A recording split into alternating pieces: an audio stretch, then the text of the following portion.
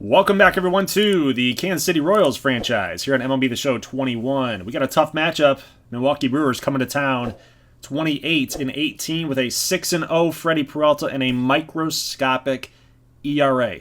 Less than a run. .71 to be exact. And our scheduled starter here, Jordan Montgomery. Pitching coach, they've got a few reservations about starting him against this top-of-the-line NL Central club with the Milwaukee Brewers, but we're going to go with it. We're going to go with Jordan Montgomery here. He's 3-2 right now in 9 games started. I like pitching with him. I know that I've had some struggles with him in recent uploads, but I think that we've got what it takes here to take on this Milwaukee Brewers team and get a win here today. At home, in the Powder Blues, I like our chances. Robertson's going to strike out here. Nice cut fastball by Jordan Montgomery, trying to work that pitch in and get it going, get the groove going. We got a 3-1 count here to Brandon Nimmo. And he's going to get a walk. He's going to get on with a walk. Trevor Story coming up next, and we've got a ground ball. Brian Hayes, little spin move back to second over to first. Double play. That's what the doctor ordered, man. That is exactly what we needed to get out of that mini jam. Freddy Peralta, look at the whip. He has a higher whip than an ERA. That's insane to me. So something's got to give, right? Something's got to give. Andrew Benintendi leading this off here. He's going to strike out. Fastball challenged him inside. Curveball here to Nicky Lopez. He's going to ground out. And then Whit Merrifield, just taking a ball high and outside. Milwaukee manager probably thinking, that needed to be called a strike, Blue. That was a strike 3 pitch. We do get a runner on base. Ketel Marte does get it to a full count with 2 down, but he's going to fly out to center field. We do get Urias to strike out here. That's another nice pitch by Jordan Montgomery, so he's settling in just a little bit. Jose Martinez lifts a fly ball out here to shallow right. Tyler Naquin getting the start out there. In today's ball game, he makes the catch, and we're going to the bottom of the second. We've got a Ryan O'Hearn walk, a leadoff walk. That will help. And then Salvi Perez. Take a look at the statistics here. .250 overall batting average on the season, but 1 for 14 in his last 10. And this could get down, but oh my God. Are you kidding me? Just sticks his glove out and steals a hit away. Sometimes this happens. Sometimes it happens. But we're going to try to put the pressure on Urias here. Down the line, he throws it into right field. That's going to advance the runners. So Brian Hayes puts the bunt on, puts the pressure on Milwaukee's infield, and they give us a gift. Urias. It's going to be ruled a single, but an E5, trying to go to the fielder's choice. Mondesi steps up, hitting about 190. Not doing too hot so far in the season. He is going to ground out. And then Tyler Naquin comes up. 30 pitches in for Freddy Peralta. He's going to fly out to left field. So the pressure that we put on these guys does not come to pass. Let's go to the top of the third. Urias is going to strike out again. Jordan Montgomery settling down, continuing to pitch well against this Brewers team.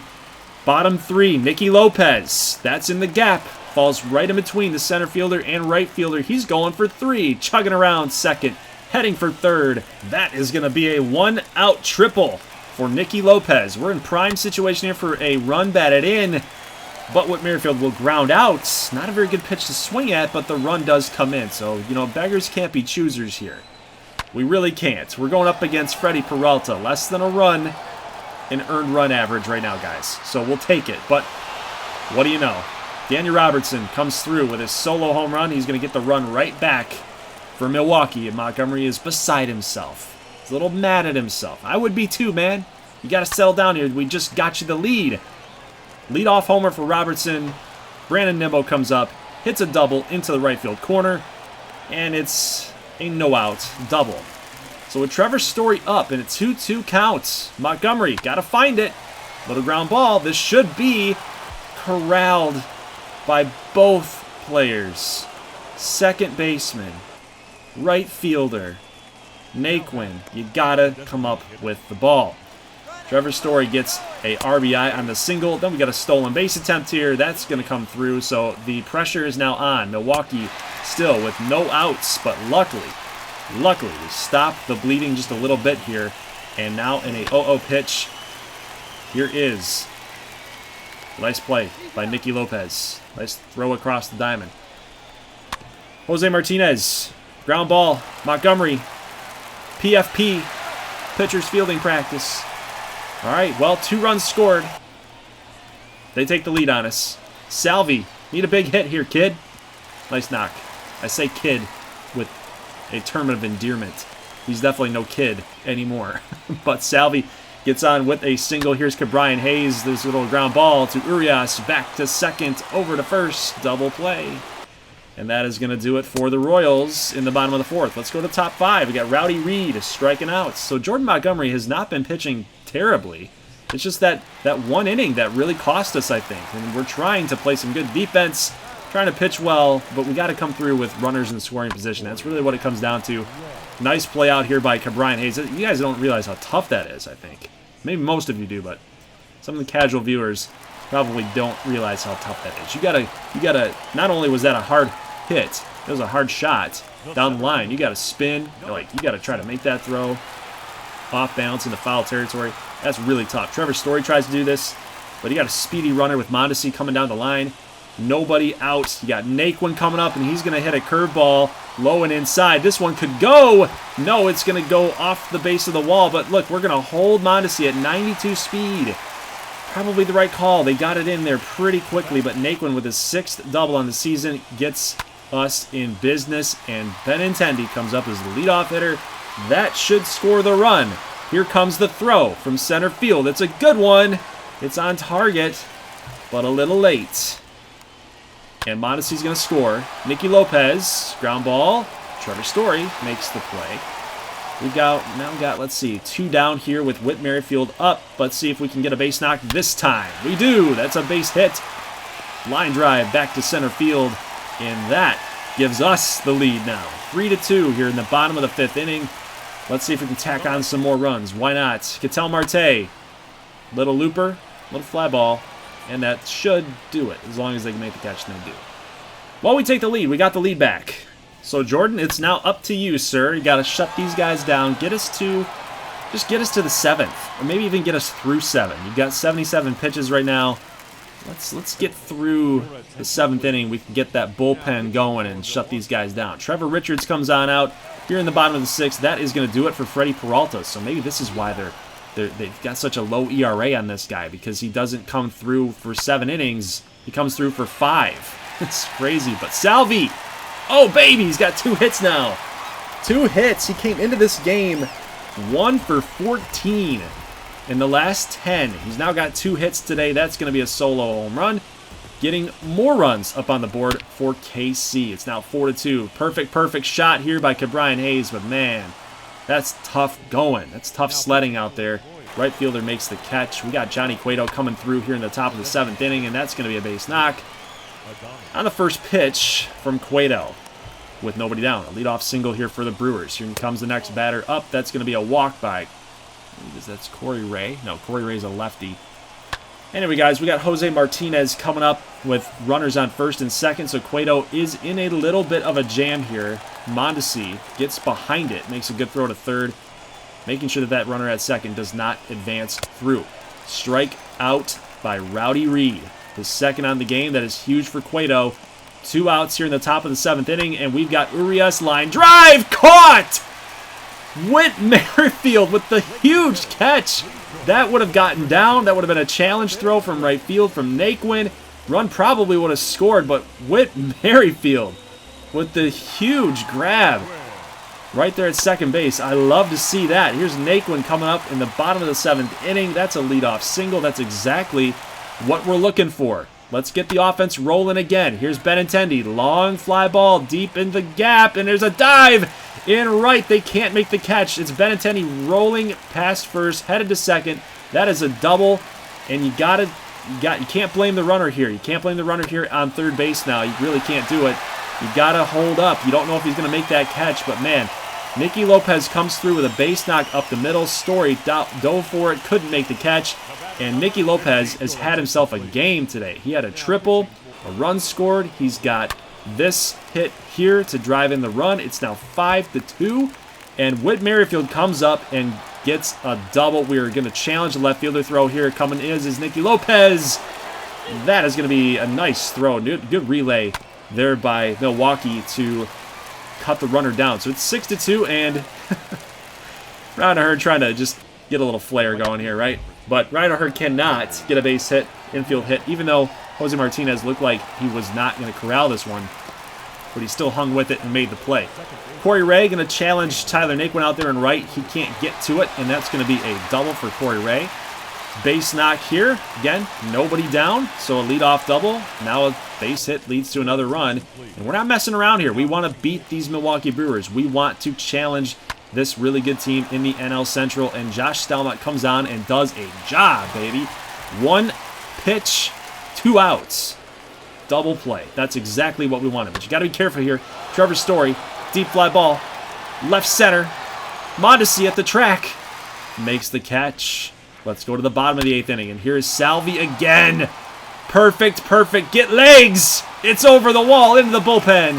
7-3. Let's get that run back. Salvi, his 7th on the season. Give us the salute. Gotta love it.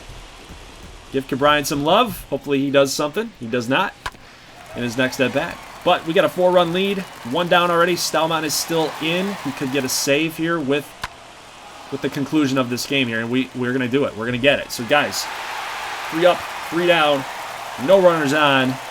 Jordan Montgomery gets the win. He was solid today. You could say he was good. You could say he was great. I'm going to say he was solid. Because there was like 2 innings in there where it was getting kind of dicey. Things could have totally changed on us, flipped on a dime. But we did it. We got it done. Peralta goes 5 innings. We handed him his first loss of the season. Now his ERA is up over 1. You got to love it, right? We did a good job. Guys with multiple hit games. We got Merrifield, Perez, Lopez, and Naquin. So we had 4 guys with multiple hit days. Gotta love that production that we had today. So guys, a little special update for you here today. We are now in the draft, and as you know, in this series, the draft, sometimes it means something, but more times than not, it doesn't, because we do offer people to have custom prospects in this series. So the guys that I'm drafting here, it's important to cover them so you know who they are and who the CPU generated guys are. But, if we end up getting custom prospects on the team, I got to make a decision on who I'm going to rename at that point. So there could be some changes, but we are going to be drafting this guy, Sammy Fernandez, a shortstop. Now, you're probably thinking, goalie, what the heck are you drafting shortstop? You got Bobby Witt. You've got a couple other players like Nicky Lopez, a youngster. Like, you've got shortstops in the wings on this roster. But he can also play third base. It's a situation and it's a position that I feel like we need a little bit more depth there. Especially because I think Hunter Dozier is probably going to be a trade target. He's probably going to be finding his way off the team rather than hanging on to him, because we do need to get a little bit younger at that position. We also took the first baseman, Pablo Quiñones, I think I was looking at, and that was a guy that I really wanted to go get. I was really debating on him or the third baseman, second baseman, Sammy Fernandez, and we ended up taking both of them. Kind of got lucky there, because I think Quiñones was a guy that a lot of teams were looking at. Got another guy here, Erwin Wiggins, a third baseman. I'm really looking at him. We could double dip on the third base thing here in this draft, but we go with J.R. Rivera, a closer with an 80 potential, an elite level potential. And I'm going to go with this guy because we really have stuck with relievers. We've really stuck with starters, actually. Starters, relievers. Never really went after closers too much. Now I'm looking at Wiggins again. He's still available here. I'm also looking at Ricky Kohler, another outfielder. We need to get younger in that position. As you guys know, our outfield is a little bit on the older side of things.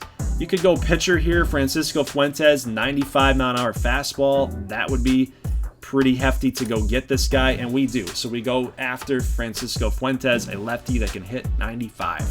I love those guys. You got to go after guys that are lefties that can hit upwards of 95, 96. I mean, those are really good numbers. They're a rare breed, those guys. But we do find Ricky Kohler, and we're going to take Ricky. And I believe Erwin Wiggins is still here. He's still out here, I think. Nope, he's not. All right, well, this is what's available. We got Jack Fry, 18-year-old pitcher. We got Brian Hu from Taiwan. He is a right-handed thrower, but he hits lefty. I think that's what I saw. We got Anthony Miller, he's got a pretty nice repertoire there, pretty standard repertoire. Douglas Voigt, you could go either way on that. First baseman, I liked his potential there at a 75. So it's kind of like, what do you know, at that point, you're left with the scrap heap, so you got to take something. But this is kind of disappointing, guys. This is a little disappointing. Now, I do like Sammy Fernandez's fielding, his speed, his contact numbers against lefties is really good, but the C potential, that's what bothers me, man. So he's a 66 right now, C potential. Our guys actually, the overall ratings, other than Ricky Kohler at a 47, are not that bad. You know, he's got good potential. He's got the B, the 88. Douglas Voigt, that's, you know, it's again the scrap heap pile. And, you know, I can't be mad at the draft. I mean, you look at like Houston, Minnesota, they've got some C's riddled in there. They got a couple D's in there for the Angels. The A's look like they had a pretty solid draft, but I think they were picking at the top of the order. But, you know, I can't get mad at our draft. Picking at the back end, we got two B potentials, we got two C potentials, two D potentials. So we're kind of spread it out a little bit.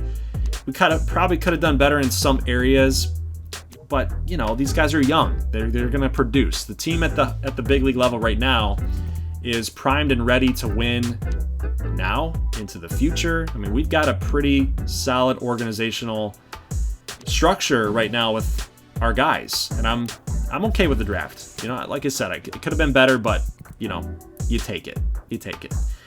Okay, so that's going to be it for the episode today, guys. In the last 6 minutes, we're going to go over some custom prospect statistic updates so you guys know how your players are doing.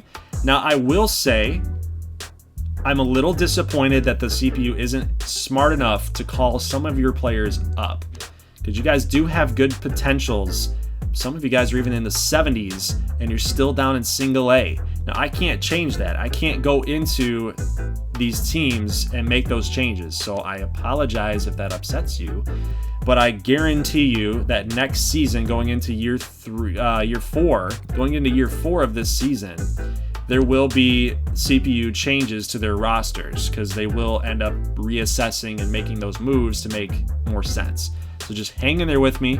I know it can be a little frustrating. You want your players to play, and you want to see some statistics, and you want to see some updates, and you want to see some improvement, but just hang in there with me. I guarantee you that the CPU will, next season, probably in spring training, they will make some moves that would make some sense. But the reason, guys, I wanted to show you the draft for the other teams is strictly because so you can kind of have an idea of where you might go. Because again, we do the wheel spin, we do the randomization of where your players are going to go, your custom players. So if you filled out a player through open submission or you're a patron, it doesn't necessarily mean that you're always going to land to the Kansas City Royals team, right? So just to kind of give you an idea and some record keeping there, so you know I'm not cheesing it up and taking the best player, the best prospect away from the Boston Red Sox and renaming him to a 60 overall C potential. You know, just so you know that this is what they drafted, and we'll just find players that make sense and that are comparable, and we'll rename those players to your guys that are coming into the league this draft cycle. We always do our draft in the off season, so if you're concerned about when we're going to do it, that's when we'll be doing it. But here's a little bit of a all-star update on the screen, guys. You got Ketel Marte now in second place behind Mike Trout. I think he probably is going to be an all-star. Is Ketel Marte? I know Whit Merrifield is going to be. We've also got Javi Baez was in the race, I believe. Starting pitching was, we had a couple guys. I think James Paxton was in that list somewhere. But National League, just kind of give you an update, see if you can see any of your custom players in here. I doubt that there will be. We don't actually have a ton of players in this franchise series that are going to be putting up all-star numbers in their very early going of their career. Most of these players are like Manny Machado at a 97 overall, or a Trevor Story at a 93. So it's going to be a little bit before those 75 overall players are going to be into that all-star discussion. We saw Aiton Letterman, who won the Rookie of the Year last year for Pittsburgh. He's in the discussion there, but he's also 79 overall, right? So you got to take that into consideration. Okay, so here we go. We've got a custom prospect update for everybody. We've got Miles Hendricks, 3-5 right now, a 5 and upwards ERA. Douglas Taylor, former Boston Red Sox, being traded over to Texas. We got Tate Demir hitting 364 down in Double-A. That's a nice start to his career. Gandalf Skraducci, shortstop, 60 C potential. Clifford Bridwell, 61 C potential. Big Red is what they call him. He's still down there in Single A or Double-A. Kakashi Ito for the Philadelphia Phillies. Liam Puffko, 4 ribbies, 4 steals. Robert Vexall. That is a travesty. In my opinion, that is a travesty. Robert Vexall is getting the dirt. He's getting treated dirty. Man, he needs to be called up to the Cincinnati Reds, or at least in AAA at some point. We got Braden Leroy, one of the top draft picks from last season. That would be a 75 overall, a potential $20 patron prospect. Sunny Days, a couple other players you saw earlier that we stopped on. We got Andrew DeBrostin up in AAA level, 231, 6 homers, 20-plus ribbies. We got Ronald Hampton at the major league level, a 79 overall player. He is not hitting very well. Graham Darling not pitching very well at the AAA level either. Thomas Hatfield still grinding away down in single A. That's unfortunate for him, but Zach Zumwalt hitting very well, 53 at-bats, 358 batting average. Corey Haggerty, I think I might have to trade for Corey Haggerty. And then the same thing with Clayton Hodges. Like, Clayton Hodges has got to play, man. He's got to play. San Francisco, what are you guys doing? Again, probably reassess. But Elior Letterman, top draft pick from last season, and he's pitching fairly well. Noah Fritz is doing all right. D.D. Cooper Kochman hitting 415 at-bats. Carl Eppo, 60 C potential player, down in single A. Royce Arbois down in single A. Romello Rivera getting the dirty treatment as well. He's a B potential 71, 19-year-old. He needs to be up there. He needs to be doing something. Because you got Peter DeWolf hitting 326. And he's a 60-some-odd player. Like, he's producing. So, again, guys, just bear with me. I know CPU sometimes is dumb. But, I think we'll figure it out when next year happens. The CPU will update itself. And you'll get some playing time. And you'll actually see some progress. But Leron Letterman traded from the Detroit Tigers over to Kansas City, and Ariel Leibowitz still not playing. They're down in single A. Victor Vodnik, Jackson Sane, is an 80 overall A potential now. He used to be a 75. Now he's up to an 80. He used to play for Detroit as well, and now he is over in Seattle. So he was traded from Detroit to the Mariners. Paul Andrews, also a player that's getting treated a little dirty right there for Texas. He needs to play, man. He's like 66B.